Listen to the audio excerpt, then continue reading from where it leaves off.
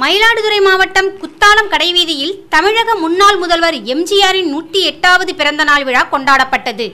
பேரூர் நகர செயலாளர் MC பாலு தலைமையில் சிறப்பு அழைப்பாளராக குத்தாலம் வடக்கு ஒன்றிய செயலாளர் மகேந்திரவர்மன் எம்ஜிஆரின் உருவப்படத்திற்கு மாலை அணிவித்து மலர் தூவி மரியாதை செலுத்தினார். தொடர்ந்து குத்தாலம் ரயிலடி பகுதியில் பேரூர் கழக மாணவர் அணி செயலாளர் மணிகண்டன் தலைமையில் எம்ஜிஆர் படத்திற்கு மாலை அணிவித்து மலர் தூவி மரியாதை செலுத்தினார். இதில் கட்சி நிர்வாகிகள், பொறுப்பாளர்கள், உறுப்பினர்கள் பலர் கலந்து கொண்டனர்.